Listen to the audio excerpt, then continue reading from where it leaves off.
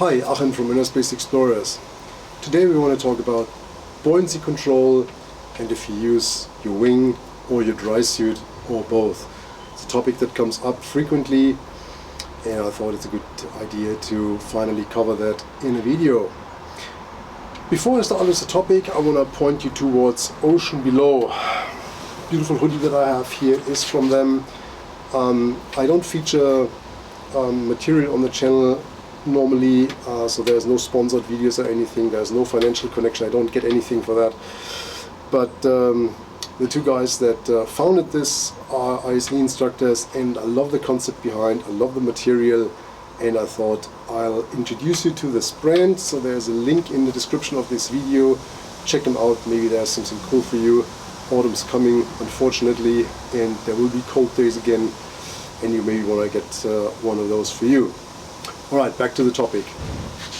Buoyancy control. I see so many people doing this completely different than what I recommend, and I see a lot of them struggle.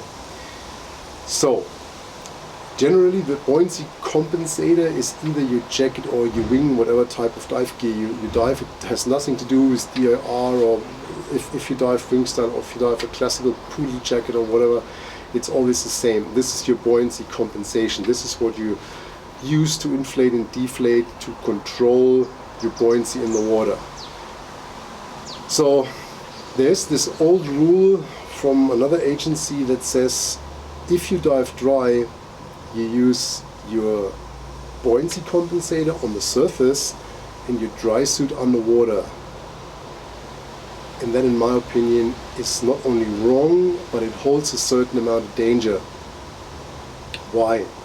First of all, I see, I would say 60 to 70% of the divers in Drsuits, diving suits that do not really fit them. Very few divers have the body shape to buy one from the shelf. So, for example, my Drsuits always have to be made to measure to really fit. So if it doesn't really fit, usually means it's a little bit too big. So if it's too big, there's even more material flying around, and that can create more air pockets where the air can be trapped. So when you think about it, the amount of air that you have in that Drsuit automatically without inflating it, because I mean you're not vacuumizing yourself. I mean also even if you squeeze yourself together before the dive to get most of the air out, I mean it's not vacuumized. There is still a lot of gas in and you have to manage that gas and you have to handle it. So all of you have had that in reality. If you stand up and you feel the gas in the suit rush up and squeeze against your neck seal, or the other way around, if you go head down, you have the gas going in your feet and actually they start to become a little bit of a balloon and maybe even put your feet, your fins off if there's too much gas in the suit. So if you have a proper body position and you're horizontal and you have just a little bit of gas in the suit, that's not a big issue. You can shift around and there's not much gas flowing. But if you use your Drsuit for buoyancy compensation and you inflate it and you maybe even a little bit overweighted, so you have too much lead on your gear and you need more gas to compensate for this too much weight, then suddenly there is a pretty big air bladder that's shifting around in this suit, and there's a large space where it can shift from the front to the end, of up and down and so on. So this is very hard to control and it makes it really hard to maintain proper trim.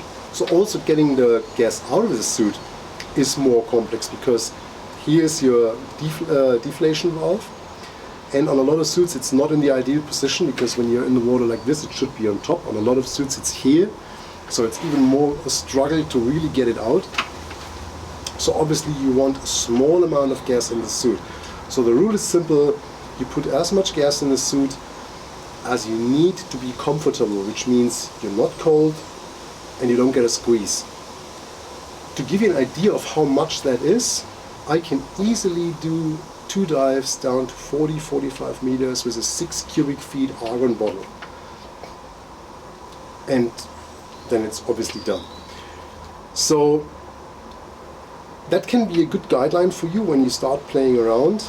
I heavily recommend people using a small argon tank for suit inflation because it makes you more aware of how much gas do I need for my suit, because if you just inflate from your 12 or your whatever tank you use, it's just like, yeah, it's gas, just put it in, and you don't think about it. If you have a small bottle, you probably are more aware of, okay, this is a limited resource, so I have to think a little bit more about it.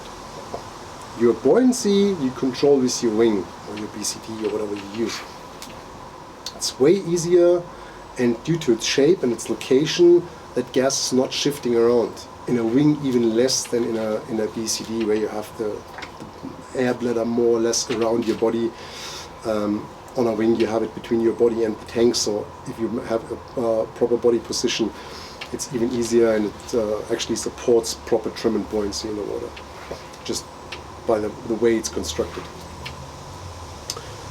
Alright, I hope that makes sense and probably explains a little bit why we don't recommend using your Drsuit for buoyancy compensation. If you have questions, comments, please put them in the comment section. If you have not subscribed to the channel yet, please do so.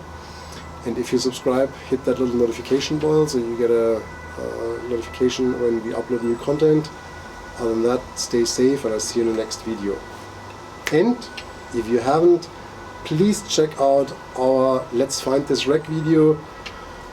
Unfortunately, this is not going as good as I hoped it's going to, and it actually doesn't have that much views, but maybe it's interesting for you, and even if it's not interesting for you, it would be awesome if you could share it. Thank you very much.